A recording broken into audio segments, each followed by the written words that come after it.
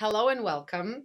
It's my podcast, Something Singular, Coś Osobliwego in Polish. And I am very happy today that this episode is shot here at the American Institute for Economic Research, where I'm currently conducting my fellowship. And when I was able to meet and network with incredible people, such as Robert Wright, who is a senior research fellow at AIER and an economic historian.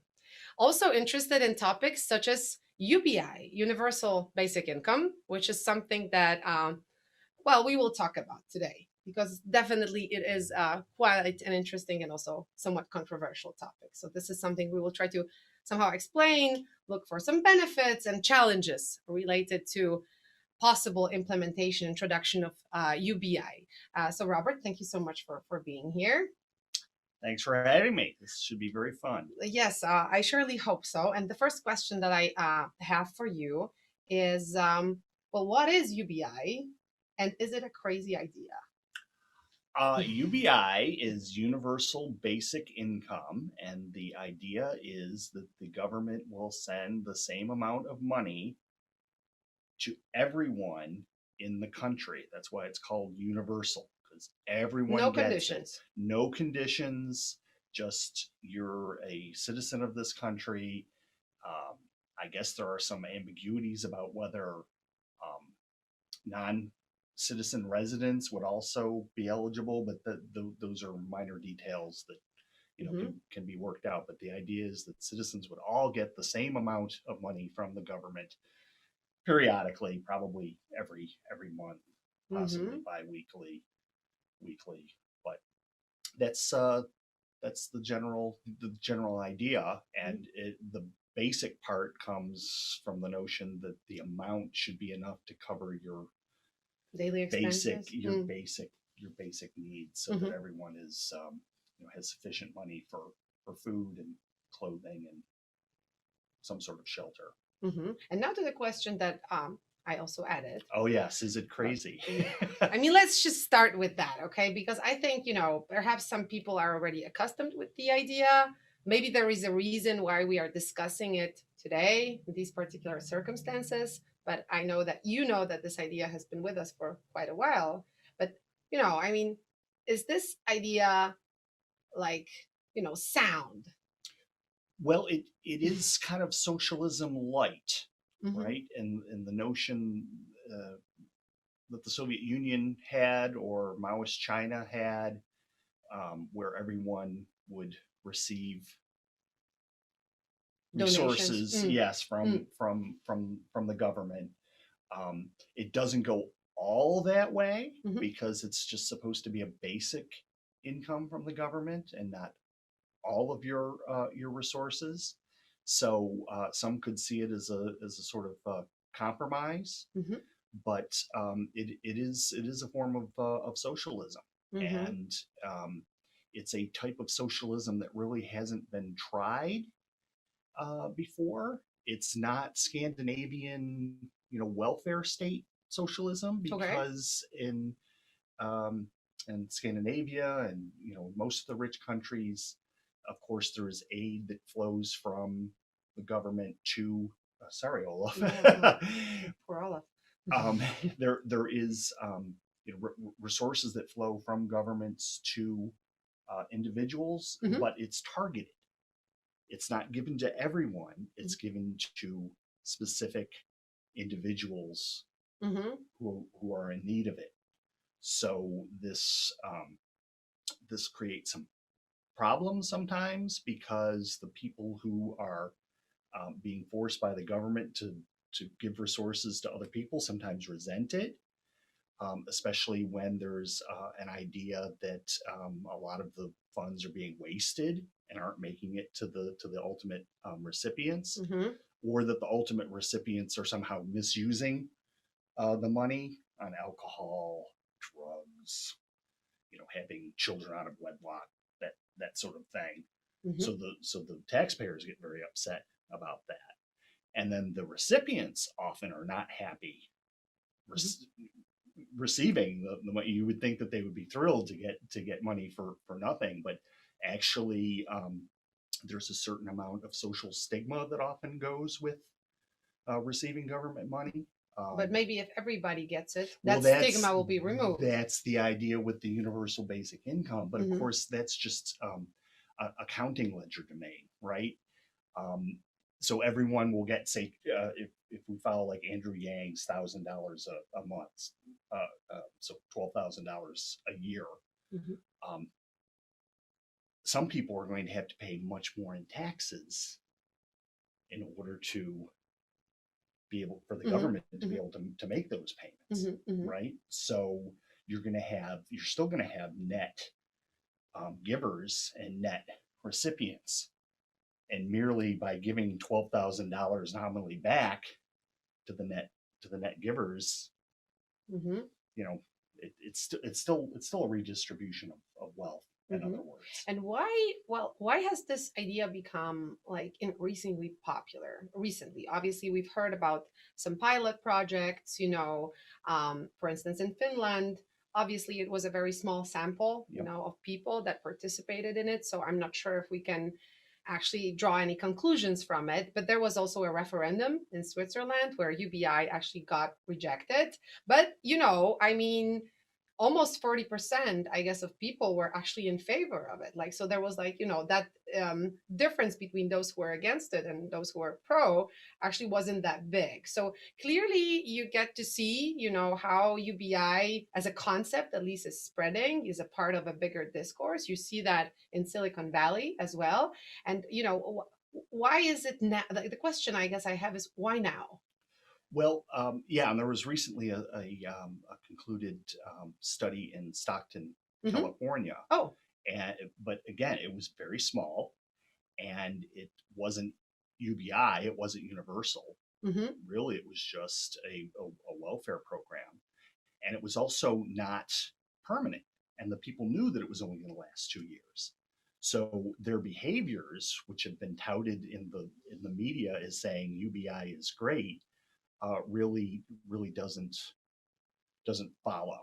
Hmm. They have So not can you tested actually UBI. have an experiment in UBI where you kind of would think that it has to be permanent for actually the experiment to work? Or at least Yes. I guess you cannot have any deadlines. You cannot say to people, listen, you're going to participate in this experiment for a year, because that will just be a targeted temporary help. So Right. how to conduct really a meaningful UBI experiment? Well, I think some country would have to actually do it, and then we'd have On a to large scale. on a large, yeah, so universal Hmm. basic income, and then we'd have to observe what happens there for a decade or more Hmm. to see what the long term effects might be. Hmm. The Stockton study was only 2 years long. They knew it was only 2 years long, and the people who did the study are either not that smart, or they think that we're not that smart, because they said, oh, people didn't misuse the funds for alcohol, or for other, or for luxuries, Hmm. or whatever. They just used it for food and lodging and whatnot. But all they looked at was the use of the debit card that they were given, Hmm. which is the way the funds were transferred to the like 120 recipients of it, right? But according So to the UBI, sorry to interrupt you for a second, but I guess according to the UBI, you should not really control, where the people can spend their money, because it's up to them, well, right? You just give them, you're like, it's also silly because cash is fungible. mm-hmm, So if you know that you can get your groceries using the debit card, that frees up other sources of income that you can use for anything. mm-hmm. So, but this gets back to your question of Why why now? now. I think it's part of a concerted effort to turn the West socialist. Okay, that will There's be your lots response. of Mm-hmm. other yeah, there's lots of other things going on, and they're looking for any sort of justification they can to try to move us towards socialism. So climate change is one big one, right? So we're all going to die unless we radically transform the economy and have all Well, kinds of regulations, and et cetera, et cetera, et cetera. And of course, your area of expertise, AI. Right? They're drumming up fears about AI, artificial intelligence, taking over everyone's jobs and leaving everyone destitute. And so we're going to need UBI to protect us from this horrible boogeyman of artificial intelligence and Hmm. advanced robotics and so on Yeah, and so so so, forth. so clearly I'm not sure about climate change, but here I do see that link between claims about how UBI is necessary because, let's say, artificial intelligence or other general purpose technologies. I don't know, you can think about the Internet of Things.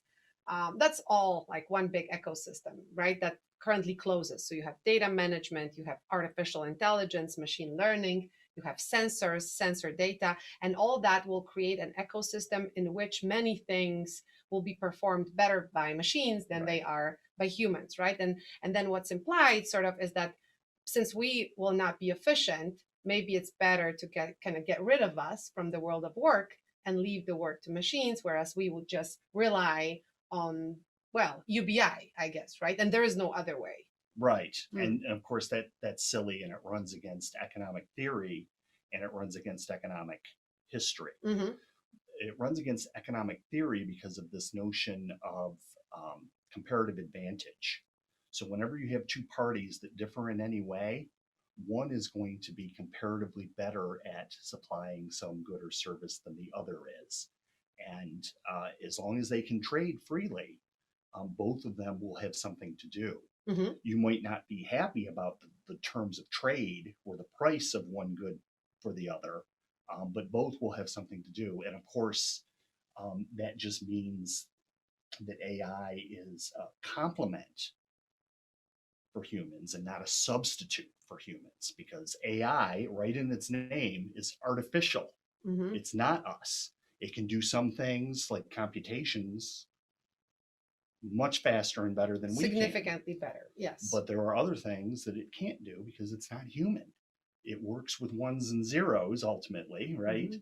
Whereas we're more analog creatures who are influenced by not just what goes on up here, but what happens here, our emotions, Hmm. and also back here, and the rest of our endocrine Hmm. system. Hmm. Hmm. So I woke up this morning, for example, just darn happy to be alive because the sun was out. I knew I had exciting things to Yeah. do today. Although then storm followed. Oh yeah, but Mhm. that was beautiful. Um, but I have motivations. I Yes. have incentives. And The affective states and emotions and all that, sure. Yeah, Hmm. and some of it is good, and some of it is bad. There's trade offs to everything. Hmm. The point is, it's different from what computers can do.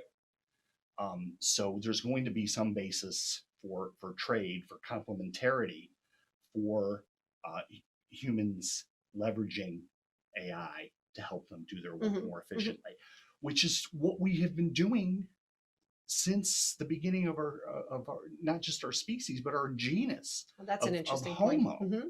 right? The Acheulean hand axe made life easy. It put some, Homo habilis, and our very distant ancestors, out of work, Hmm. right? Because now we had this chunk of rock that could do the work that needed to be done back then But more also efficiently. generated kind of new specializations and Yes, activities, yes, right? because then there was then the Homo had time to think of other things, like maybe how to make fire, Hmm. which of course was a key ingredient of our coevolution. And that's another point. Humans have been co-evolving with the world for millions of years now. Homonyms, Hmm. Homo, um, and so we are very uh, well attuned with biological life in a way that AI, can never be. Unless it's merged with synthetic biology and it becomes sort of, a hybrid of silicone and protein. And if that happens, we really don't know, That's what, right. what will follow. But current AI systems based on silicone, computational systems obviously are, exactly what you just described, right? So they're very good as specialized systems that can handle huge volumes of data, process that data, see certain hidden correlations in that data that human eye would not be able to see. But obviously, they're not effective systems that deal well with change in the world, with the noisy environment, with the fact that in the morning you wake up and you see a sunny day, right? And then 2 hours later it's storm, and you have to adapt to this current situation and perhaps put some different clothes on, and perhaps your mood will change. Also, maybe you'll be less productive, and then when the sun comes up again, you'll become more productive. So that's a completely different system, right? I mean, it just kind of runs on completely different premises here. So Right. agreed. But like you started talking about how people were sort of afraid of new technologies and what may happen because of new technologies also in the past. And I think that's an important point, that we're talking now about how we need UBI because of AI, but 100 years ago we've had similar discussions, right, happening, and also surge of fear regarding new technologies and like loss of jobs, massive loss of Oh jobs, right? yes. Throughout history, recorded history, since so just the past few thousand years since we've had written systems, we have had um, angst about technological change and what it might do It's funny to because on the other hand, we individuals. drive it. Like we want that technological change. We're curious about new technologies, but whenever they're really there, we become scared. Well, the We people, fear them. yeah, the people who become scared are the ones who fear that they're going to lose their jobs, Hmm. right? That they're going to lose their livelihood, and they will push back in various ways. Like But is it only that group? Sorry to interrupt you again, yeah, but because I think this fear is actually more widespread. Even if you don't really anticipate that it's going to happen to you directly, you're still afraid that it may happen to you in, short term, mid-term, long-term future. And you're still afraid, despite all evidence saying, no, you're fine. I mean, maybe you'll need some reskilling, maybe you will have to adapt to the change, right? People are still, I think this, the fear of artificial intelligence is very widespread. And I see it as an AI professional everywhere I go, that the main question that people ask is, hey, because you're this AI person, am I going to lose my job because of what you do? And this is like the most common question. The question is not about, so what's good about artificial intelligence? Why can that be a very useful technology to solve various problems? It's actually, always about like, are we going to lose our jobs? Are we threatened by AI? Right? what we definitely fear the unknown. And I Mhm. know you probably don't want to talk about COVID yet again, but that's a very good example of people fearing the unknown to extremes, right? But So sort of yes, creating sort of predictions about what may unfold, what may yeah, happen. and always the Hmm. worst predictions, and always just Yeah, there's something taking to it. trends and extending them forever instead of looking at a bigger picture, Hmm. and seeing that a lot of times there's an ebb and flow, there's an up and down. Hmm. That many things look more like a sine wave rather than shooting to the moon or shooting Yeah, down down to that's nothing. actually the idea of linking artificial intelligence with singularity. Already now, we have no evidence whatsoever that AI, as we know it, deep neural networks, algorithms that we use today, are going to transform in anything that would resemble a human being or human like intelligence. However, you do have prophets sort of that would tell you, well, 20 years from now, AI will not only take away your jobs, all of them, and then you will need to rely on state funds, like governmental support, because you will be the unnecessary. But there is another component to it. Actually, you will be so stupid in comparison with AI, there will be no place for you on this earth at all, right? I mean, that's the pessimistic version. There are also optimists who say, well, I mean, it's great that the machines are coming, we are bad anyway, so let's just replace ourselves and allow our how do you call them, overlords Yes, to take yes. over. Well, that's a very specific type of crazy, that last that last part. But But it is common. I mean, maybe not common, but it does happen, and you get to hear it yeah, every now and then. just like in 1950s, there were constant predictions that we would all have flying cars by the year 2000. Hmm. And the year 2000 has come and gone, and where Yeah, are the flying yeah. cars? Where are the Jetsons? Yeah, no, It's just they're Olaf it's instead. just they're yeah, they're nowhere to be seen. So there have been a lot of failed prognosticators. Usually either too optimistic or too pessimistic, either Yes. dystopian or utopian, sort of Yes. with no middle Yes. ground, I Even though guess. we always seem to end up Hmm. in the middle ground, though sometimes like during the World War II period, we start to push just dystopian, and I fear that we're heading into another period like that where we're going to brush up against dystopian stuff, but it's not going to be because of AI. It's going to be because of governments, and just trying to push what some people want and believe will help them, Hmm. rather than just allowing our technological Advancements. evolution Hmm. Sure. to go on. Um, we should really be talking about the details of the political economy, of the incentives to make sure that AI doesn't go, or any other advanced technology doesn't go, down a dystopian path. Hmm. And incentives can be extremely powerful. Now, I know that there's a little town near here where the speed limit's very low, Yes. and I experience that speed limit almost every day. and It's frustrating. yes, it's frustrating, and it's there for a political economy reason, because the town collects speeding tickets, speeding fines, and uses that to fund their police department and some of But the their other taxes are also social. low, apparently, as I was Yes, told. yes, Hmm. because they're taxing people in Great Barrington and other people driving through that town. This was common in Florida Hmm. as well, where little towns would stop speeders, especially tourists, not people who might vote for you, right, or Hmm. who could get retribution or whatnot.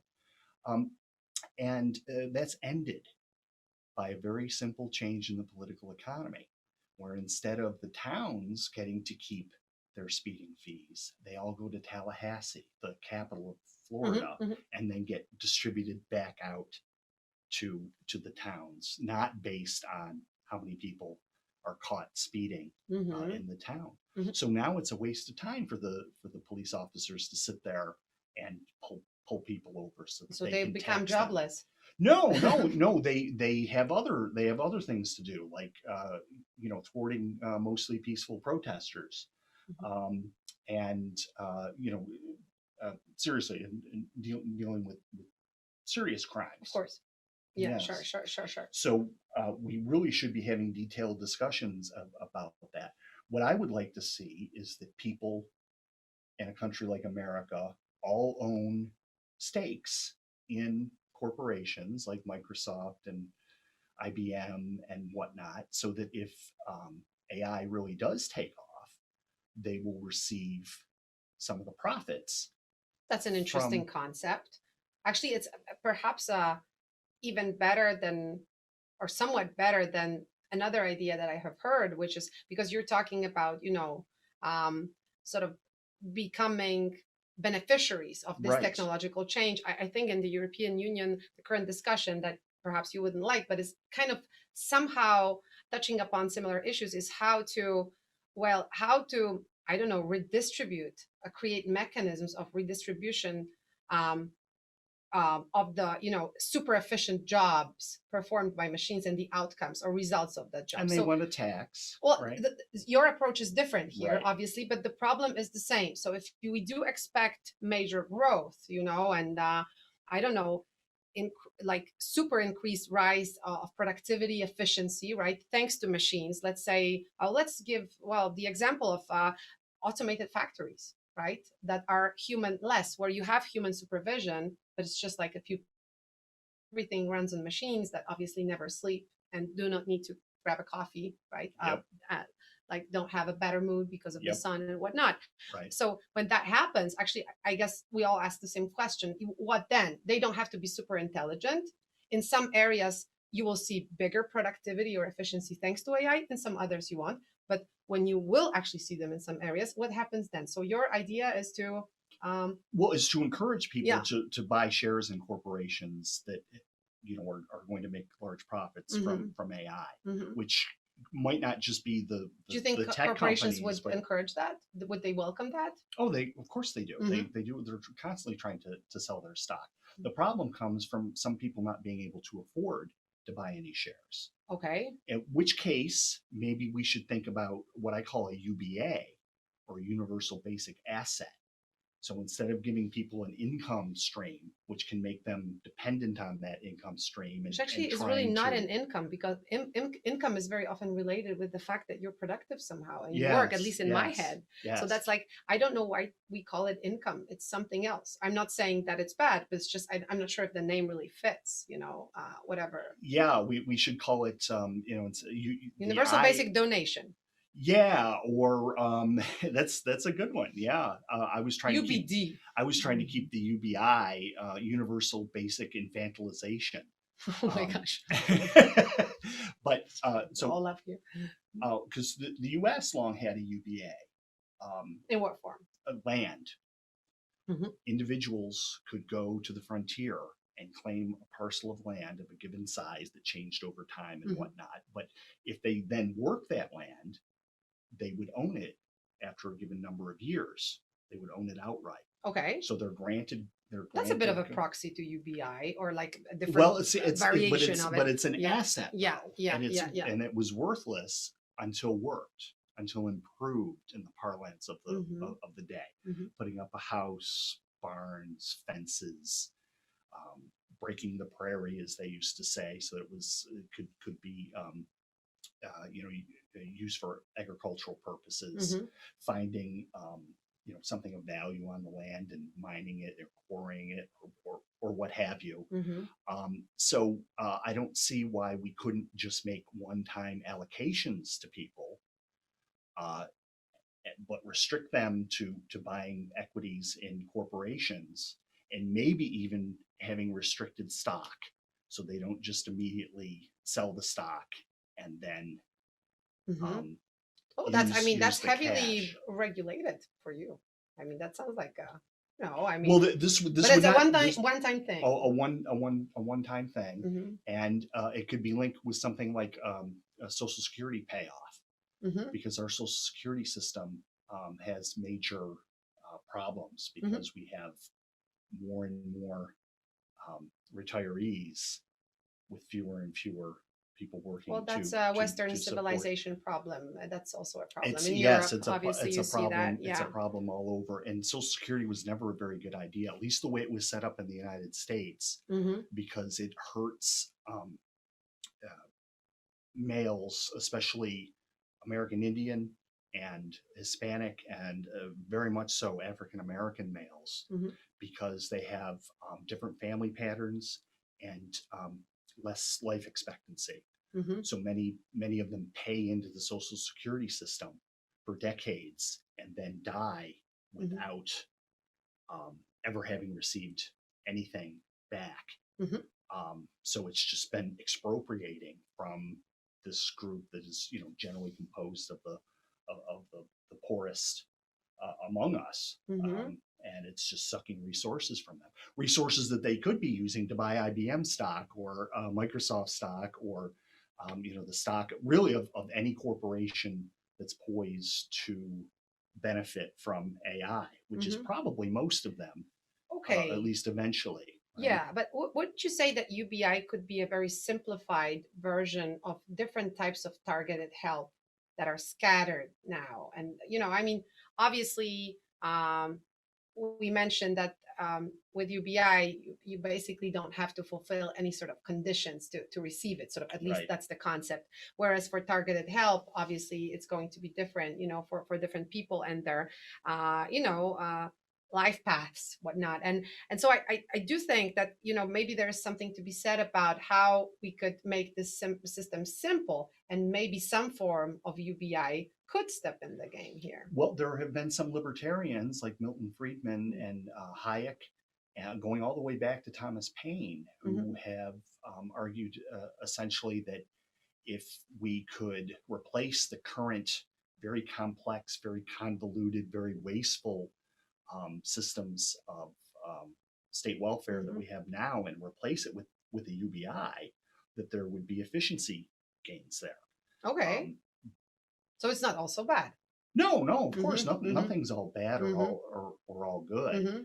The fear among libertarians, though, is that we'll get a UBI on top of what we already have, because there's a very poor record of actually getting rid of programs, no matter how outdated and inefficient they are, or unnecessary. We still give farm subsidies to farmers who are millionaires because of policies passed in the New Deal. We just don't. We're just not good at phasing out or getting rid of these reconfiguring. These old things. But there would be an efficiency gain. But then people point out, if you're giving $12,000 a year to everyone, even people who don't need that tax. But that's not much. $12,000 per year. Yeah, that's like what Andrew Yang was calling. So that's just like additional money. It's not really. I kind of understood universal basic income. I mean, the promise of it, sort of, or the way I saw it was like, well, this is money that is not just additional money in your in your pocket. It's supposed to be the money that you will spend to have a good life, because if everything is going to be all the work will be removed from you, well then, I mean, I haven't heard anyone yet say a good life. It's supposed to keep you alive. Oh, well, right? That's a very this is to me a very sad and dystopian version, frankly speaking, and I never understood how that can be balanced, because so my biggest fear, I mean, I have a few things to say about UBI, but one thing is that obviously there are also all those kinds of misconceptions regarding artificial intelligence, and with the rise of technologies, that's something we addressed. We're exposed to a discourse that tells us you will be jobless anyway, so let's just brace ourselves and prepare for a future where we're jobless. And I mean, ultimately, like you said, it's a human world. Why would we want to be jobless, right? I mean, normatively speaking, why is that a good claim to make? Why does somebody make it inevitable? Why don't we focus on designing technologies that are good assistive technologies that, take away the routines from you, but keep the stuff that you want to keep? Because many of us want to be productive and we want to work. I love my job. I want to work. I'm not interested in not working, frankly speaking. That's my choice. So sort of that's one thing. And I do not understand why would someone say that it's actually great and we just have to follow this pattern and there are no other ways, right? It's just this, full automation or nothing. So that's one thing I don't get. But the other is like, if you really roll out UBI sort of policies, and I guess people still want to produce high quality goods and products, who's going to buy that stuff if most of the people just rely on funds and have no job? That's the part that I never understood. Like, in terms of like, this doesn't form a circle to me. Like, how is that going to happen? You're going to have a supply, but then you will have no demand, or like, who's going to demand better and better products, new technologies, scientific discovery? Who's going to demand that if we're just all going to remain unproductive and sit out there and wait for our money to come so that we can just have at least something to buy bread? Well, this is very good point, and it leads to the notion that if there is a UBI, most people are going to want to increase it.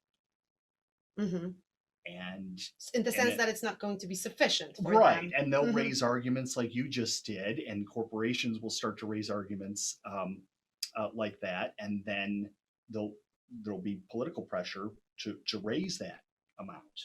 And in a majoritarian democracy, we're going to be right around that 50% mark or above it, and so you'll start to see increases in that $12,000.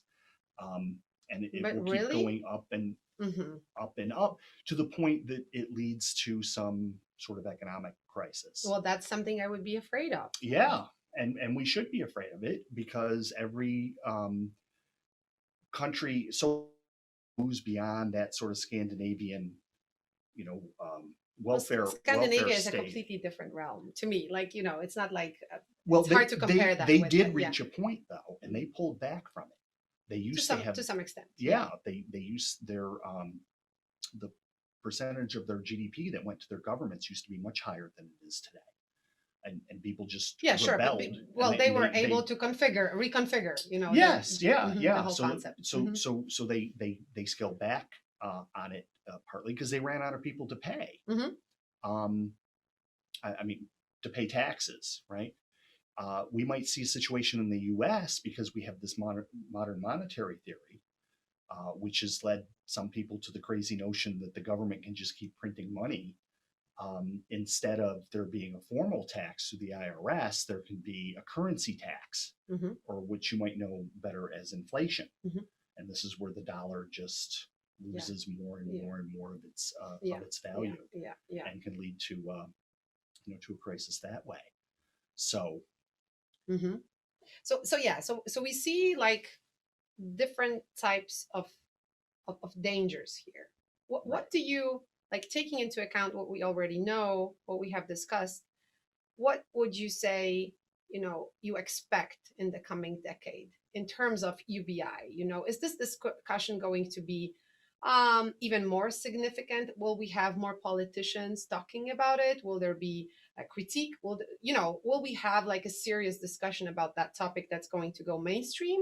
Are we going to have more pilot projects, or ways of, I don't know, figuring out how to, I don't know, consolidate UBI, or will we rather just, we'll keep it in the realm of certain fantasies, sci-fi discussions, whereas things will go more or less as usual? well, I am just a silly human being. So, like we we discussed earlier, I see two Yeah. scenarios. Maybe you can mention a bit of, the research that we're working on, because you actually, well, refer to it a bit, that we can have a few pathways, Oh towards the yes. future. Yeah, so maybe that now is a good time to Oh mention that sure, somehow. sure. Yeah. No, I think there are five major ways that people make a living, Hmm. or that get resources that they can use to live. You can think of it as individual or a family unit. Um, but basically, it is um, subsistence, which simply means doing things for yourself instead of buying them in the market. Growing fruit and stuff like that. Yeah, at an extreme, but even things like doing your own vacuuming, your own cleaning, Hmm. right, is a subsistence activity because you're doing it yourself and not buying it Sure. in the market. Hmm. So you're paying yourself essentially to get the service done. Um, uh, Proprietorship, which is when you own a business, Yeah. which could be anything from just you working for Uber as an independent contractor, all the way to multi-billion-dollar enterprise. Financial investment, Hmm. which is like I was talking about Yeah. earlier, Yeah. with investing in Sure. corporate securities. Employment, which is the one that everyone fixates on right now, though I guess it's historically most common it these is days. most common now. But when you look at the long stretch of history, it's not very common. Hmm. It is an aberration of the 20th century, pretty much. Just like retirement Hmm. is an aberration of the 20th century. But it's a good aberration to some I thought extent. you said you always wanted to work, Aleksandra. But I anyway. did, but I mean, if I'm not fit anymore to Oh perform some of yeah, the jobs, I sure, would sure. probably, yeah, That's retire. technically called superannuation. Hmm. But that's less and less common these days as our jobs get less and less physical, Hmm. and are likely to get less and less physical um, over time. It's mostly up Yeah, here, right? yeah, but there can be damages here too. There can, and Mhm. that's why we should have private disability uh, insurance on top of that awful um, Social Security one. And then the fifth way is unilateral transfers.